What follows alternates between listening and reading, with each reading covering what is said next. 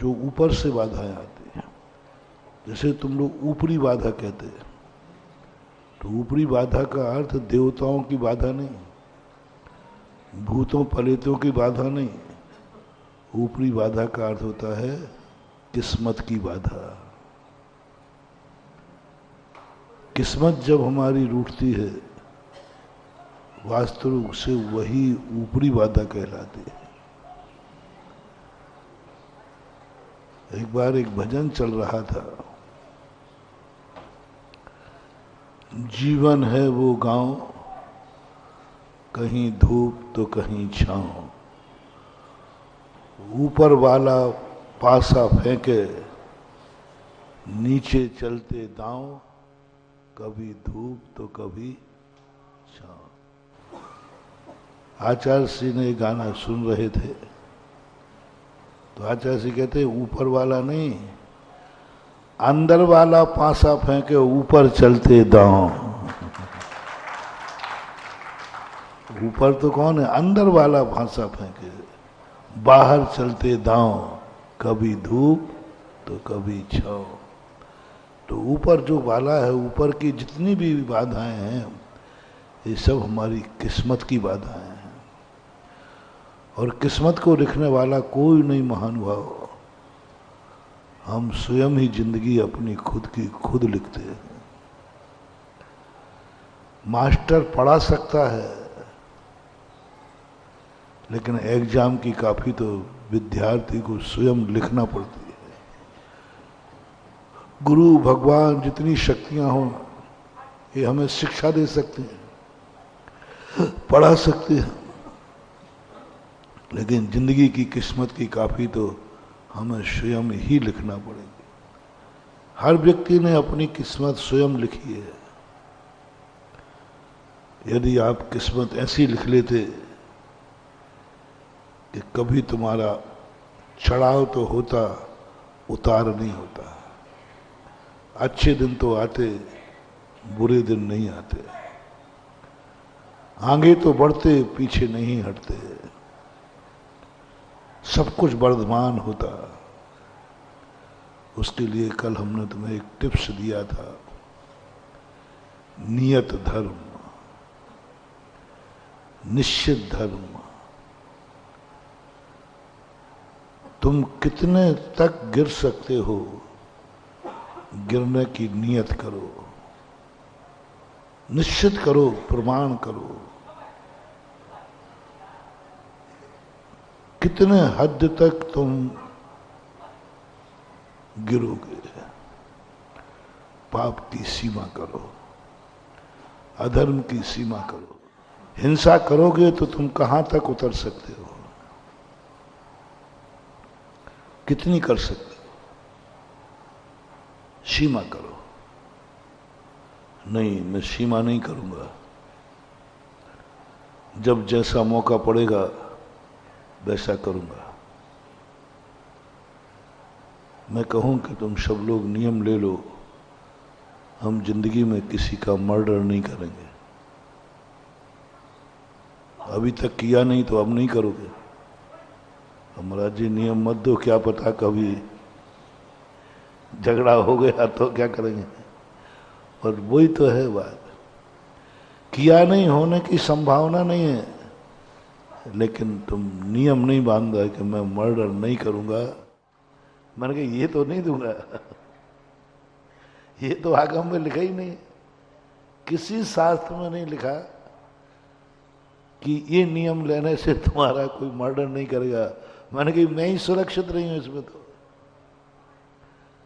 मैं मर्डर नहीं करूंगा ये नियम तो ले सकते हो, लेकिन कोई तुम्हारा मर्डर नहीं करेगा ये नियम नहीं ले सकते। तो महाराज जब कोई मेरा मर्डर कर सकता है तो उस समय मैं भी मर्डर कर सकता हूं, इसलिए मैं नियम नहीं लेता। मत लो, तुम्हारी मर्जी। ये तो कोई कारण भगवान भी नहीं दे पाएंगे कि तेरा कहीं मर्डर नहीं होगा, तेरी अकाल मौत नहीं होगी।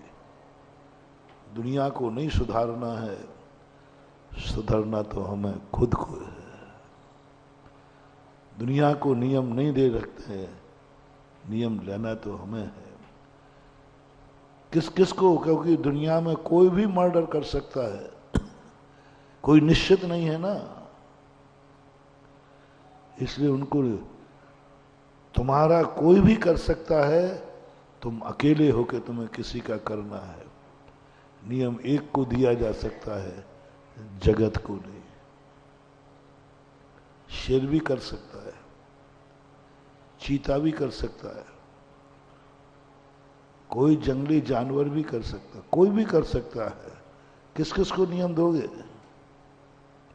तुम नियम नहीं ले पाओगे। तुम झूठ मत बोलना, नहीं, दुनिया मेरे से झूठ नहीं बोलेगी तो मैं नहीं बोलूंगा, अपन को करना पड़ेगा। पाप की सीमा हमारी जिंदगी में कहां तक तुम गिर सकते हो, कहां तक तुम पापी हो सकते हो, ये पॉइंट बनाना है, निशान लगाना है पूरी जिंदगी में। इसके नीचे हम नहीं गिरेंगे, ये हम जीवन भर नियत लेते, नियम लेते हैं, नियम का और कुछ नहीं। हम इससे नीचे नहीं गिरेंगे, इससे ज्यादा हम पाप नहीं करेंगे, इतने का हम त्याग करते हैं और जीवन भर करना है। नियत का अर्थ मैंने पहले ही बता दिया। जो धर्म तुम करने जा रहे हो उसमें छूट नहीं रखना। मरूंगा तो मर जाऊंगा, लेकिन इतना धर्म तो करूंगा, इतना तो करूंगा, पक्का है। अब वो कितना है वो आपको निर्णय करना। 14 को तो हिंसा नहीं करूंगा, चाहे कुछ भी हो जाए, मरना पड़े तो मर जाए।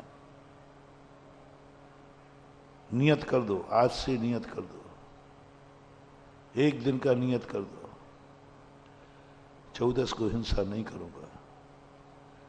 नियत करना है। अब उस दिन कोई मर्डर करने वाला आ जाएगा तो मर जाना, लेकिन तुम मारना मत। मैं कई बार कहा करता हूं,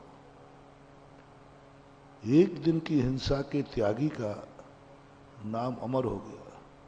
शास्त्रों में आचार्य नाम लिख रहे, महिमा गा रहे, हजारों लाखों साल तक उसका नाम लिख करके गर्व कर रहे हैं। यहां आप लोगों ने तो एक भी हिंसा नहीं की, एक भी फांसी नहीं चढ़ाई, तो भी तुम्हारा नाम नहीं, कोई जैनी नहीं मिला उनको। एक चांडाल के खोजने गए कि अहिंसा में कौन प्रसिद्ध है, चांडाल। अरे अहिंसा में कहो ना जैनी प्रसिद्ध है। पहले मैंने सोचा कि समंत्रभद्र महाराज भी कहीं शेड्यूल कास्ट तो नहीं है। हाँ, आरक्षण सब जितने उदाहरण दें वो सब हरिजनों के, सब शेड्यूल कास्ट के, मातंग का, चंडाल का, धीवर, ऐसे ऐसे उदाहरण दिए। बाद में सोचा कि नहीं, उसका देखो उसने नियत कर दी अहिंसा को। जिंदगी में चाहे मरना पड़े तो मर जाऊंगा, लेकिन 14 को तो हिंसा नहीं करूंगा।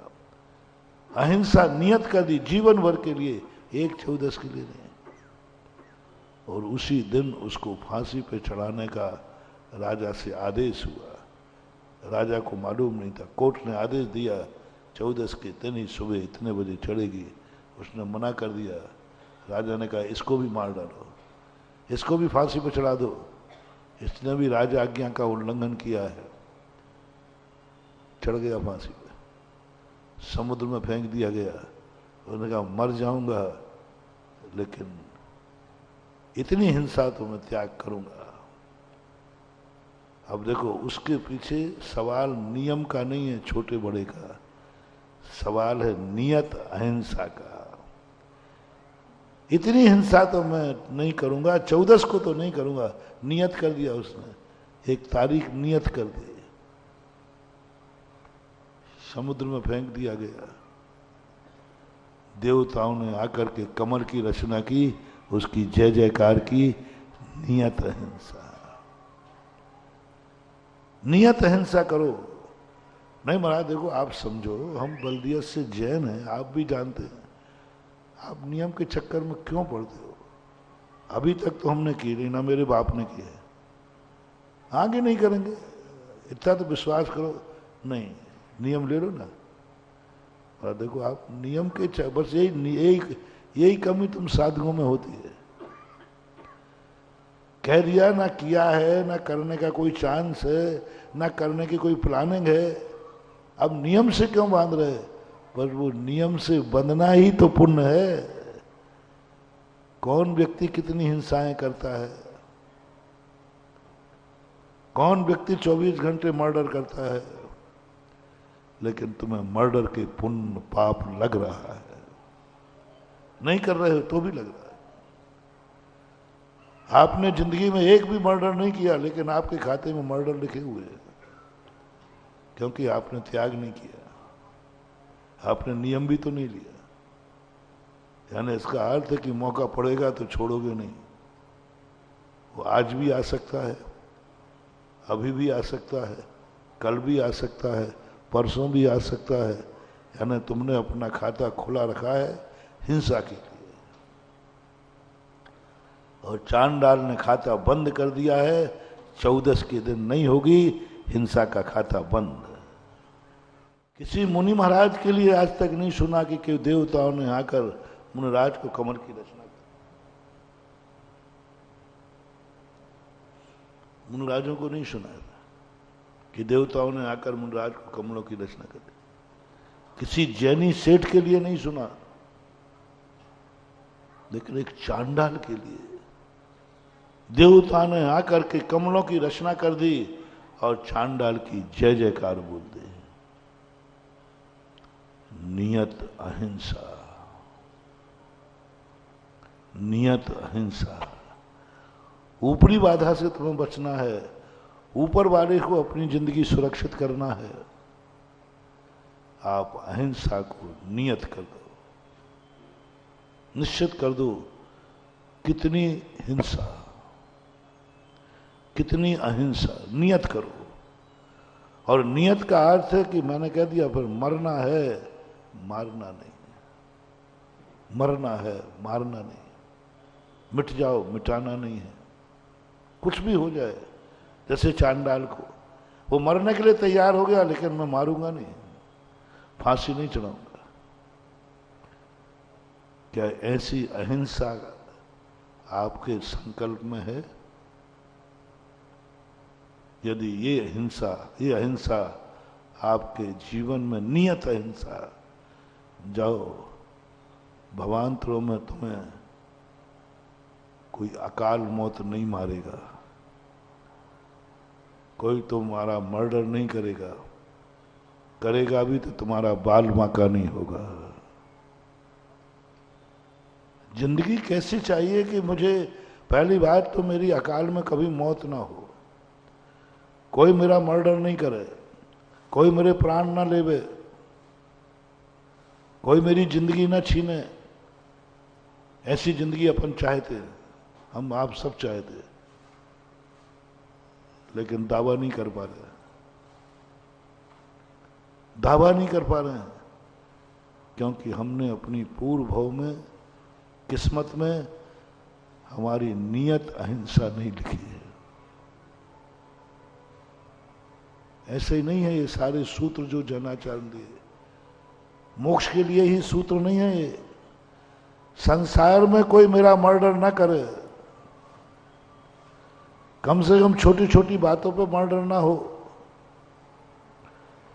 कोई छोटी छोटी बातों में चोर लाख रुपया के लिए मेरा मर्डर कर दे,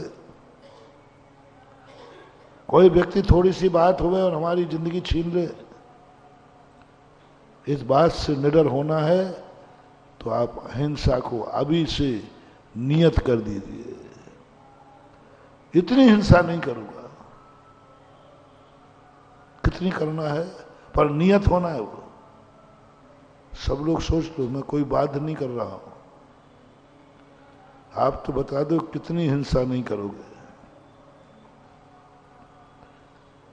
चलो तुम ही ले लो, 14 को नहीं करूंगा।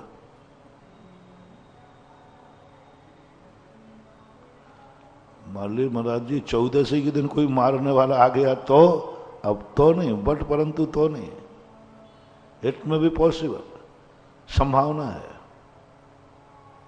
संभावना है। चांडाल भी सोच सकता था, संभावना है 14 को कोर्ट फांसी बोल सकता है, संभावना है। पर तुम्हारी यही परीक्षा है, यही परीक्षा है। और यदि आपने नियत ले लिया कि महाराज मैं संकल्पी हिंसा करूंगा ही नहीं, 2 प्रतिमा आदि लेने से फायदा क्या है? मोक्ष तो होना नहीं 2 प्रतिमाधारी को। क्षुल्लक बनने से फायदा क्या है? मोक्ष तो होना नहीं। क्षुल्लक, एलक, आरिका बनने से फायदा क्या है? मोक्ष तो होना नहीं। प्रतिमाधारी बनते हैं, ये व्रत लेते हैं, क्या फायदा है इससे? मोक्ष नहीं है, सवस्त्र को मोक्ष नहीं है। लेकिन महानुभाव, बहुत बड़ा रहस्य खोल रहा हूं। देशवृति ने अभी संकल्पी हिंसा का त्याग किया है, उसने इतना पुण्य बन गया, कोई उसको प्री प्लानिंग मारने का भाव नहीं करेगा। प्री प्लानिंग इसको मारना है, क्योंकि उसने संकल्पी हिंसा का त्याग कर दिया। मैं जीवन को, किसी भी जीव को संकल्प पूर्वक नहीं मारूंगा। विरोध करने की बात अलग है, विरोधी हिंसा, उद्योगी हिंसा, आरंभी हिंसा, व्यापार में जो हिंसा हो रही उसने नहीं छोड़ा। चूल्हा चक्की बनाने में आरंभी हिंसा हो रही उसने नहीं छोड़ा। खेती किसानी में हिंसा हो रही उसने नहीं छोड़ा। कोई मुझे मारने आएगा तो मैं उसको मारूंगा, ये नहीं नियम लिया उसने। संकल्प पूर्वक किसी को मारने का प्लान नहीं करूंगा।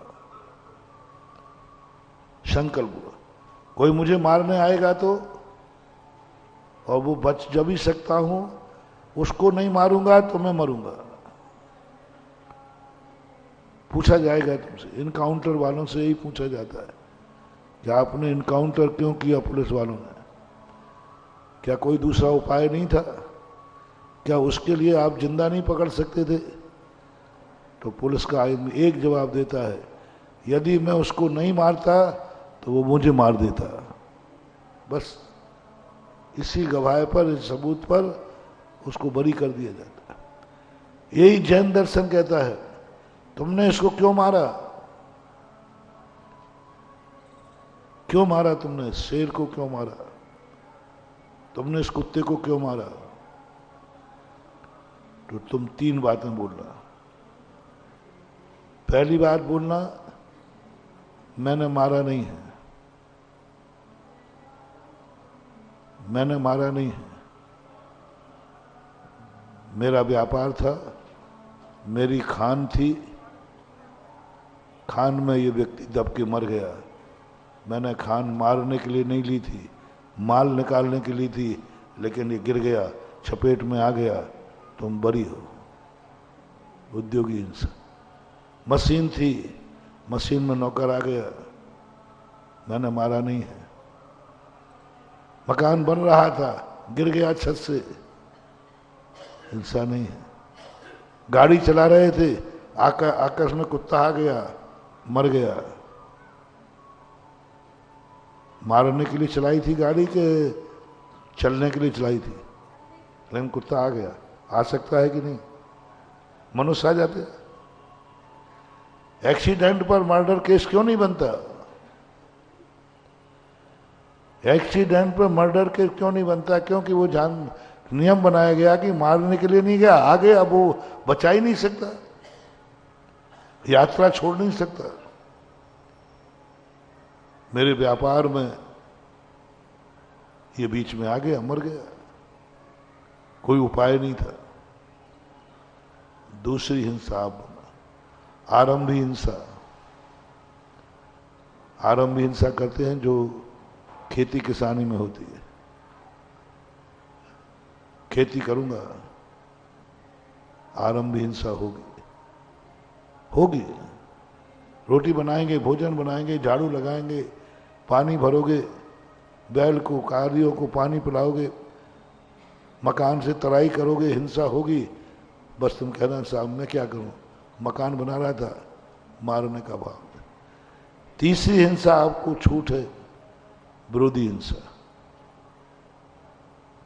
क्यों मारा इसको, नहीं मारता तो ये मुझे मार डालता,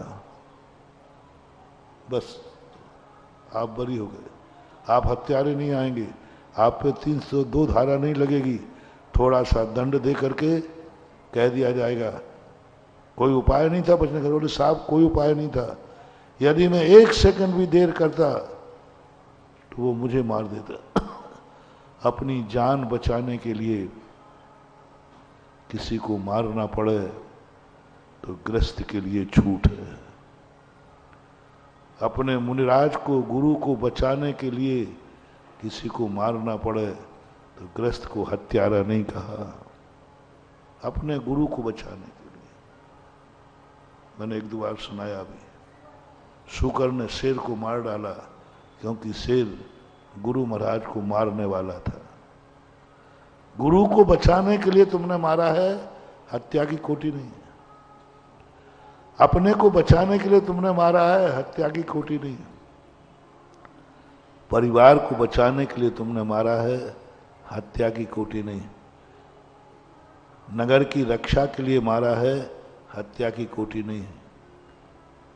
देश को बचाने के लिए मारा है, हत्या की कोटि नहीं। नीतिकारों ने लिखा, राष्ट्र को बचाने के लिए यदि एक देश को आहूत करना पड़े, एक प्रांत को, तो कर दो, पूरा राष्ट्र बचेगा कि नहीं? हाँ, यदि एक प्रांत मिटा दिया जाए, एक प्रांत के लोगों को मार दिया जाए तो पूरा राष्ट्र बच जाएगा। नीति कहती है मार दो, तुम्हें हत्या का दोष नहीं लगेगा, तुमने राष्ट्र के, पूरे राष्ट्र को बचा लिया है। एक को डूबना पड़े। यदि तुम्हारे प्रांत को बचाने के लिए जिला को आहूत करना पड़े, कर दो। एक जिला को बचाने के लिए गांव को आहूत करना पड़े, कर दो। एक गांव को बचाने के लिए एक घर को आहूत करना पड़ेगा, कर दो। और एक घर को बचाने के लिए एक व्यक्ति को आहूत करना पड़े, वो हिंसा की कोटि में नहीं आता। एक व्यक्ति को आहूत करना है तो बच जाएंगे, पूरा परिवार बच जाएगा, लेकिन एक मरेगा, उसके बिना कोई उपाय ही नहीं है। एक मरेगा और एक मरेगा। अब सबको मरने दें कि एक को ही मरने दें? आप लोग बोलो ना फिर, या तो सब मरोगे या एक मरेगा। समझदारी क्या है? सब बचा लो। मरने की, जैन दर्शन में क्या गजब का, जैन दर्शन की हर कंसेप्ट में ऐसा रहस्य छुपा रहता है, और प्रैक्टिकल रहस्य, कोई ऐसे नहीं कोई बड़ी लंबी चौड़ी बात है। ये आप लोग भी यही कहेंगे, ये एक मर जाए तो मर जाए, सब बच जाए। और सरल उदाहरण तुम्हें देता हूं, जच्चा और बच्चा दोनों में से एक बचेगा, दोनों अभी जिंदा है। डॉक्टर कह रहा है कि मुझे एक को मारना पड़ेगा।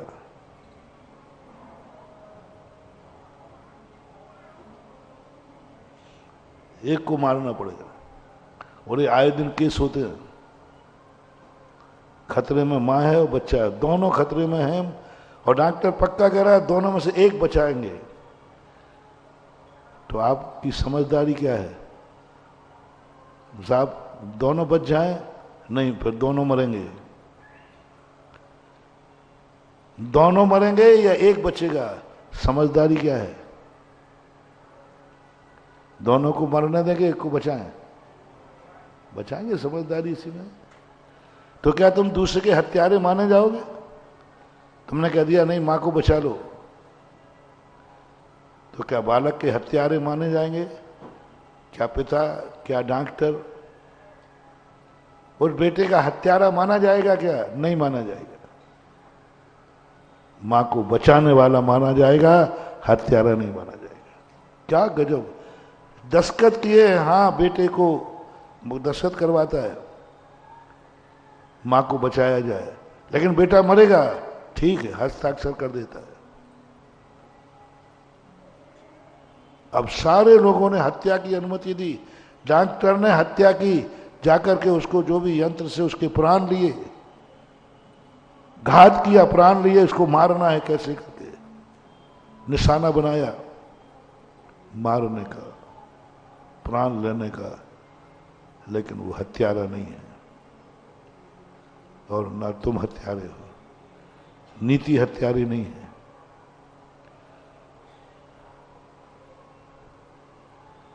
काश तुम मेरे पास आ गए तो मैं क्या करूंगा, क्योंकि महाराज हमारे यहां तो सब कार्य आपके बिना नहीं होते। हमारे यहां तो जो कार्य होता है गुरु की आज्ञा से होता है, जिनवाणी की आज्ञा से होता है। मैं कुछ नहीं करूंगा, आपका आशीर्वाद क्या है। कई बार ये भक्त बहुत खतरनाक होते हैं, ऐसी उलझन में फंसा देते हैं।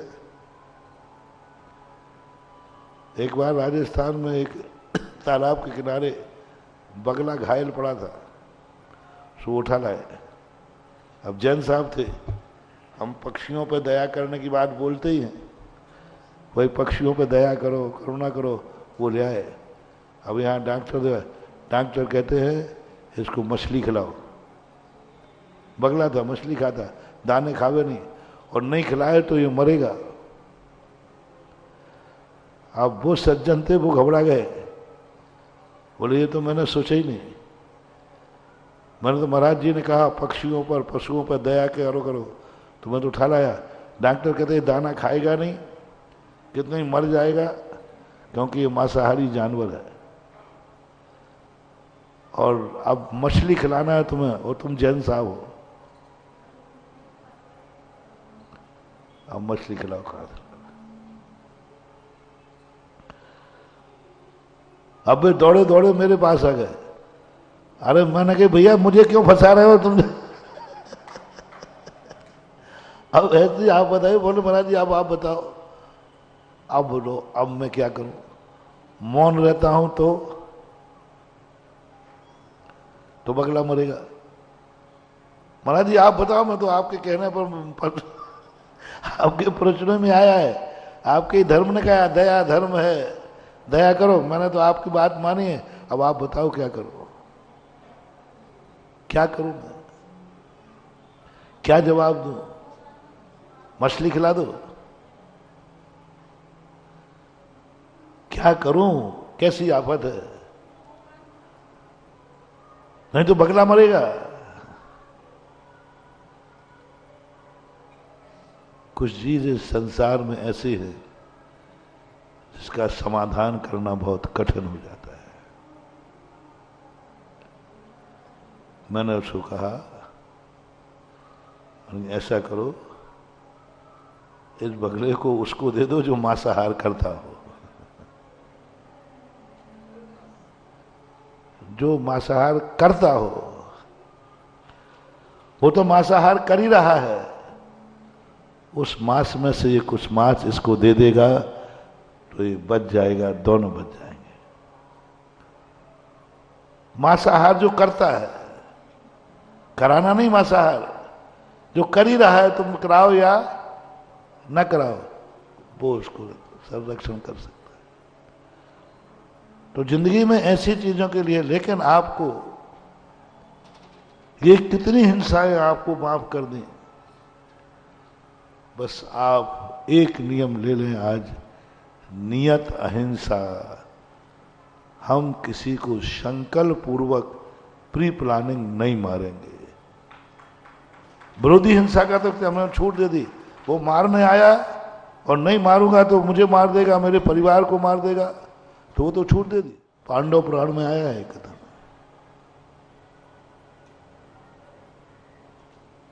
कुंती सहित नदी को कोई पार कर रहे थे, वहां एक व्यंतरणी ने उस नाव को पकड़ लिया और बहुत बड़ी परीक्षा की, बोले तुम परिवार में से सारे मरोगे, नहीं तो एक की बलि दो, एक मरो। अब देवता तो कुछ भी कर सकते। घोषणा हो गई, एक मरो नहीं तो सब मरोगे, हम नाव को डुबोते हैं। अब कौन मरे? पांचों पांडव और कुंती है, माता कुंती। तो सब माता की तरफ देखने लगे। तो कुंती कहती है, तुम सब मेरी तरफ क्यों देख रहे हो? इसका अर्थ है कि मैं ही बूढ़ी हूं, मैं बूढ़ी हूं, मैं कूद जाऊं? तो धर्मराज कहते हैं, नहीं, बेटे के रहते ही मां को मरना पड़े, ये संभव नहीं है, मैं नहीं कूदने दूंगी। धर्मराज ने कहा, मैं कूदता हूं। तो माता ने कहा, तू ही तो धर्मराज है, इन सबका नेता, तुझे नहीं। अर्जुन की बात आई, सब कांप गए। नकुल सहदेव की बात आई, सब कांप गए।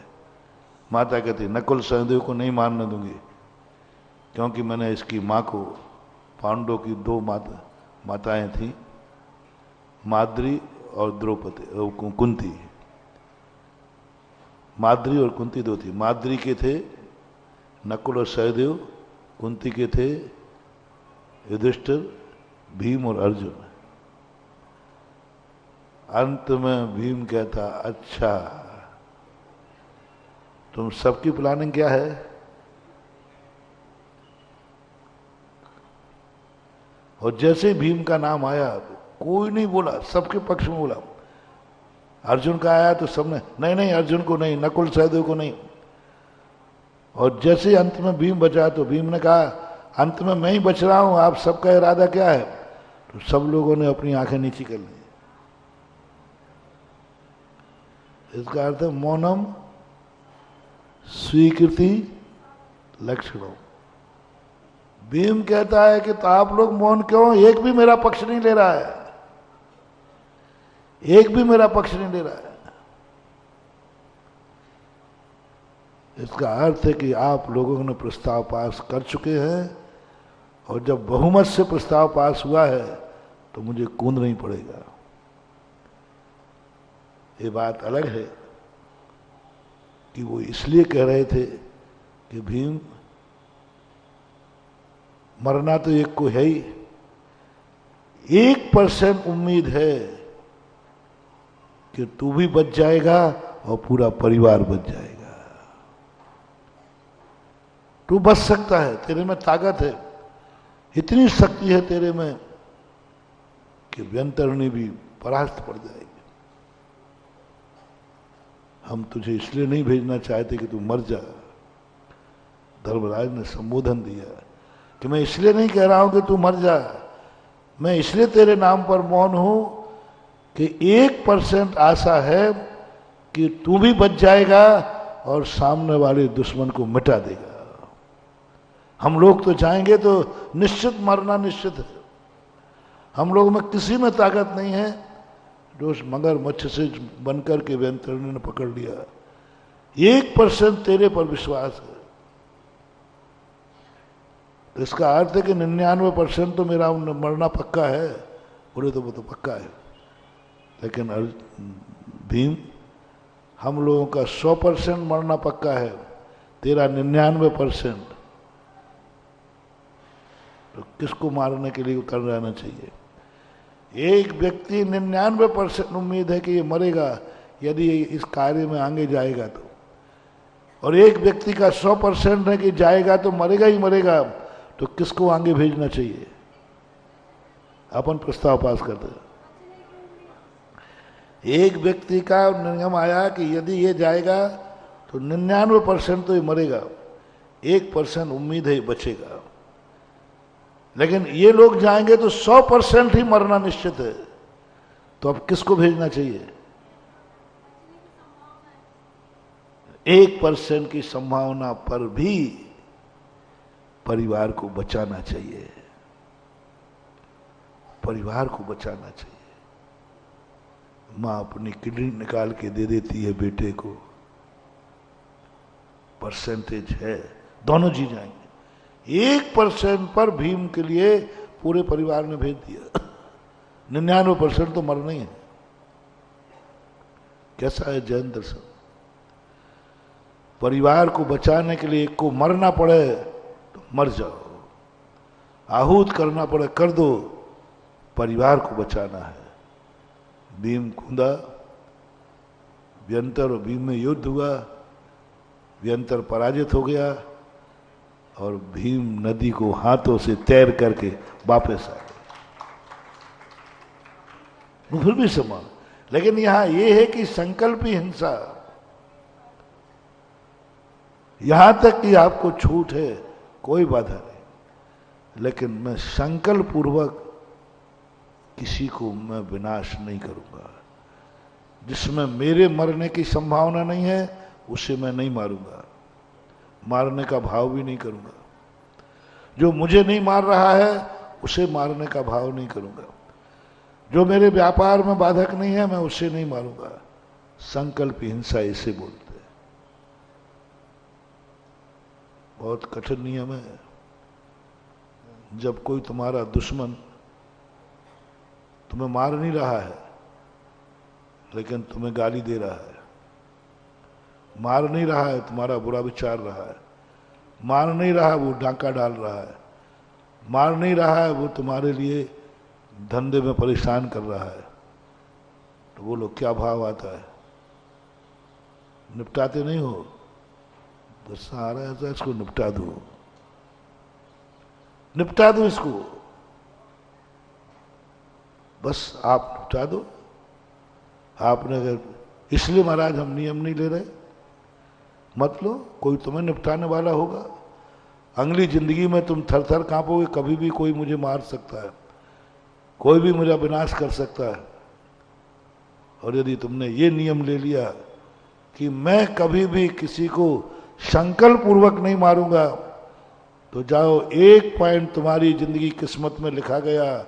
कोई भी तुम्हें संकल्प पूर्वक मारने का षड्यंत्र नहीं रचेगा तुम्हारी पूरी जिंदगी में। पूरी जिंदगी में कोई तुम्हें मारने का षड्यंत्र नहीं रहेगा, क्योंकि तुमने संकल्प हिंसा का त्याग किया है। संकल्प हिंसा, यहां तक कि तुमने इतना कर लो और ये कर लो, मैं मंदिर में किसी को नहीं मारूंगा। देख लो, जिस समय मंदिर जाऊंगा मैं किसी को नहीं मारूंगा, मैं किसी को मारने का भाव, कुछ तो सीमा करो, नियत जीवन भर का। फिर मर जाना, मंदिर में कोई मारने वाला आएगा तो मर जाना, लेकिन मारना नहीं। फिर कोई तुम्हें धर्म कार्य के समय नहीं मार सकेगा, क्योंकि तुमने नियम लिया है, जब तक मैं धर्म कार्य कर रहा हूं उस समय मेरी जिंदगी में कितना भी प्राण पर्यंत हो जाए, लेकिन नहीं मारूंगा मैं। और अब तुम कितने प्रयास करना, धर्म कार्य करते समय आपको कोई भी शेर भी आ जाएगा ना और आप माला फिर रहे हैं, वो झपटेगा नहीं, क्योंकि धर्म पूर्वक तुमने नियत कर लिया कि धर्म कार्य जब मैं कर रहा हूं मारूंगा नहीं। रावण का नियम था, मैं जिस समय धर्म कार्य में करूंगा, जिस समय पर्व का दिन होगा, उस समय मैं शस्त्र नहीं उठाऊंगा, शस्त्र नहीं उठाऊंगा, चाहे मुझे मार डाले कोई। खूंखार राजा था, एक नियम था, पूज्यवर रविशरण महाराज, पद्म पुराण, गजब की चीज। सामने सेना खड़ी है, युद्ध चरम सीमा पर है, और रावण ने जैसे कहा अष्टान का पर्व लग चुका है, युद्ध नहीं होगा। मंत्रियों ने कहा राजन क्या कर रहे हैं आप इस समय आपकी सारी मेहनत व्यर्थ हो जाएगी, लंका तक। बोले कुछ भी हो जाए, मेरा नियम है अष्टान का पर्व में मैं हिंसा शस्त्र नहीं उठाऊंगा। सबने समझाया। आपातकाल में कोई नियम नहीं होता है, आपातकाल में कोई मर्यादा नहीं होती है। विपत्ति काले मर्यादा नास्ती। आपातकाल में काय का नियम काय का धर्म। आपातकाल है। रावण कहता है नहीं, मैं शस्त्र नहीं उठाऊंगा। अब ये संकल्प का परिणाम देखो, इधर प्रतिपक्ष की सेना उसी अवस्था में उसको मारने के लिए जाती है, परेशान करती, उसकी माला छीनती है। देवता आ गए रावण के पक्ष में, देवता आ गए रावण के पक्ष। देखो एक नियत देखो कितनी बड़ी नियत करके उसने हिंसा का त्याग किया। नियत समय अहिंसा का नियम दिया, और जैसे ही अंगद वगैरह जाके रावण को परेशान करते हैं, देवता आ गए। देवता ने कहा इस समय तुम रावण को नहीं छू सकते। बोले क्यों? क्योंकि उसका एक नियम है कि मैं पर्व के दिनों में, धर्म कार्य में, धर्म के दिन हिंसा नहीं करूंगा। इसका परिणाम यह है कि उसकी इतनी बड़ी साधना, इतनी बड़ी तपस्या है, तुम कुछ भी नहीं कर सकते। देवताओं ने घेर लिया रावण को,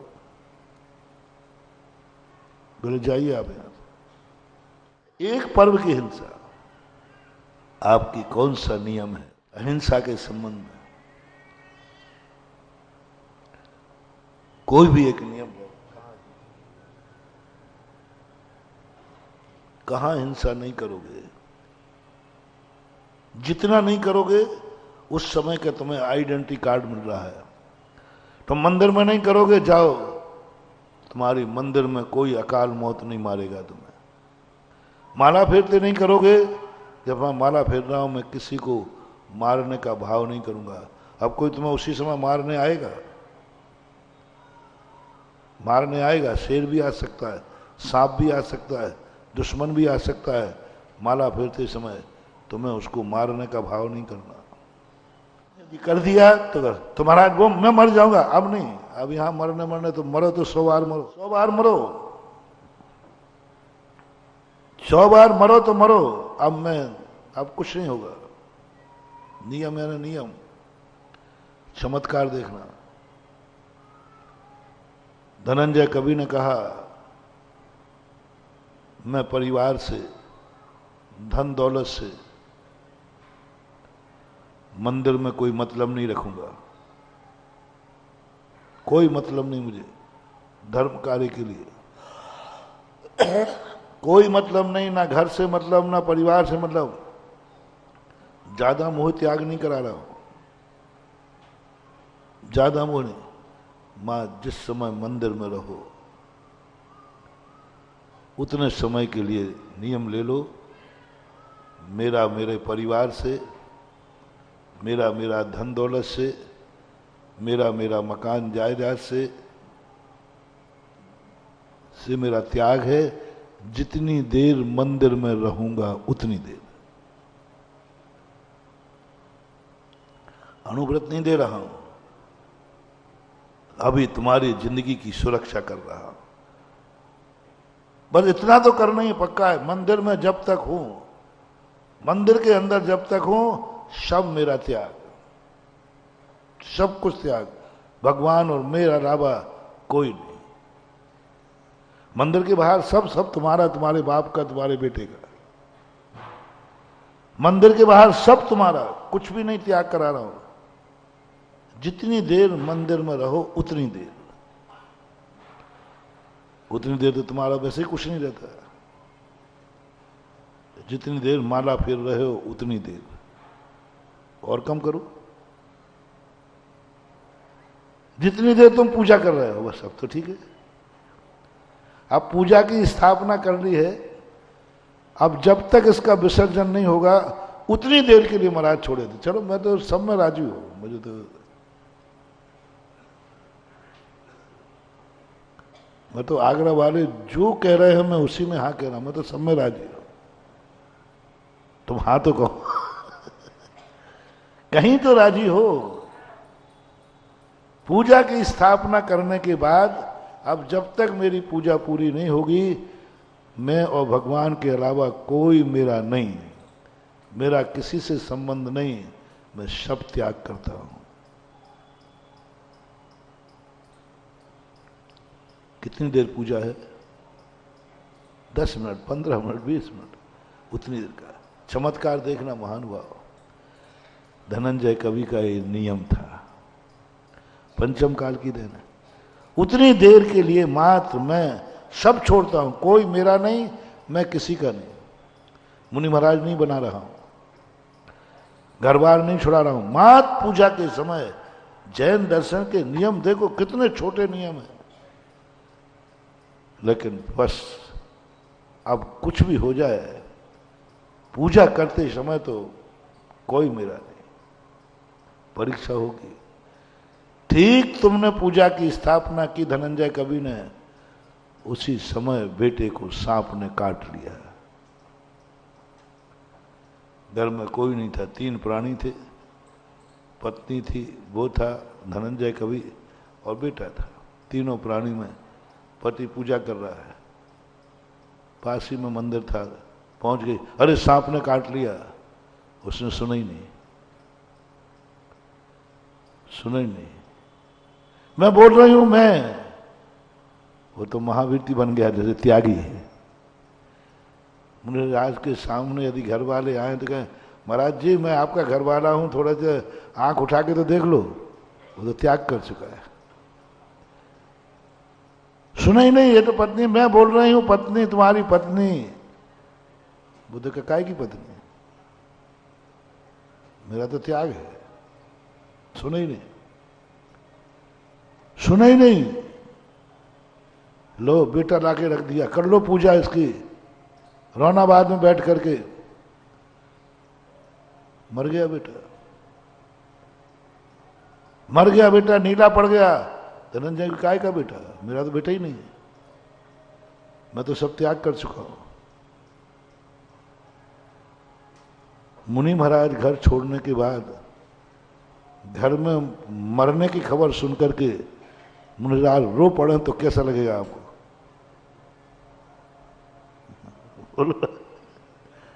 घर की कोई मरने की खबर सुनी और मुनिराज रोने बैठ गए। काय की मुनिराज? फिर त्याग कहाँ हुआ है? धनंजय कवि कहता है कोई मतलब नहीं, कहाँ है बेटा मेरा? ना मैं बाप हूं ना बेटा हूं, इस समय मात्र मैं भक्त हूं और भगवान जिनेंद्र है। ये 2 संबंधों के अलावा कोई संबंध ही नहीं है, कोई संबंध नहीं। काय का पत्नी, काय का बाप, काय का बेटा, क्या मेरा मतलब ही नहीं। मैं तो 2 भक्त के अलावा सब त्याग है। क्या निर्दयी, क्या कठोरता।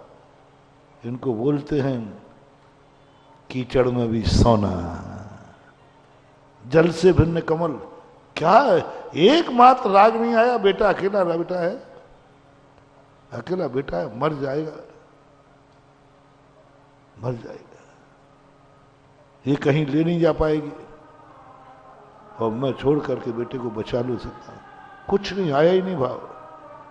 पूजन करता रहा, पूजन चलती रही, सारा नगर इकट्ठा हो गया। सब कह रहे धनंजय कवि ये ज्यादा भक्ति ठीक नहीं, और इस भक्ति में दम होती तो बेटे को सांप क्यों काटता? वो सुन ही नहीं रहा, वो किसी की तरफ देख ही नहीं रहा, वो किसी को पहचान ही नहीं रहा। सबने सोचा इसको क्या हो गया, ये तो किसी की तरफ नहीं देख रहा है, लगता है कोई ऊपरी बाधा हो गई। अंत में धनंजय कवि की पूजा पूरी हुई और जैसे शांति पाठ पढ़ रहे हैं, शांतिनाथ उन शशि मुखहारी, शील गुणामृत संयम, लखन 108 विराजे, निरखत नयन कमल धन साजे, पंचम चक्रवर्ती पदधारी, 16 तीर्थंकर।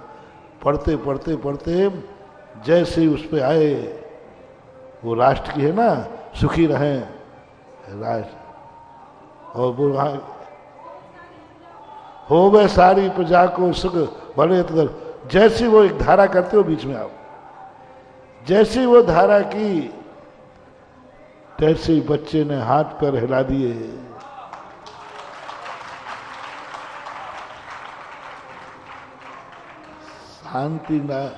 शांति पाठ महानुभाव बहुत चमत्कारी है। और वही तुम ऐसे पढ़ते हो, शांति नाथ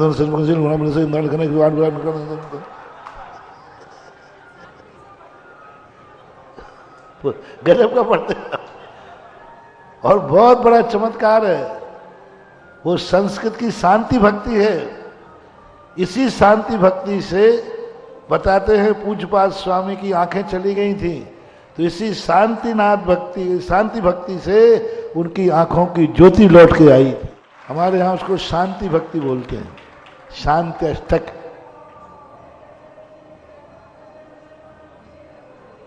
उसी शांति, हम लोग शांति संस्कृत में पढ़ते हैं, उसी का हिंदी अनुवाद आप लोगों, उसमें इतनी ताकत है उस शांति भक्ति पाठ में। और वो तुम ऐसा मिटाते हो, ऐसा पढ़ते हो कि जैसे कि अब बिल्कुल महानुभाव, बहुत ताकत है। वो शांति पाठ जैसी पढ़ा तैसी बच्चे में हरकत आ गई, कुछ नहीं। और अंत में जाके जो पढ़ा, बिन जाने वा जान के रही टूट जो कोई, तो प्रसाद से परम गुरु तो सब पूरा। उस समय कुछ और चलता होगा, ये हिंदी पाठ है अभी बाद का, पर शांति विधान तो था ही, शांति तो विसर्जन था। और जैसे विसर्जन हुआ, बच्चे के मुंह से रोने की आवाज आ गई और कायस्वर किया। कायस्वर करने के बाद जो धनंजय कवि बेटे को छाती से लगा के रोए, सारी दुनिया रह गई। छाती से लगाकर जो रोना हुआ धनंजय कवि का, मेरा बेटा मर जाता, मैं निपुता हो जाता क्या। सब लोग कह रहे थे 5 मिनट पहले क्या हो रहा था, बोले उस समय मैं बाप नहीं था, अब बाप हूं।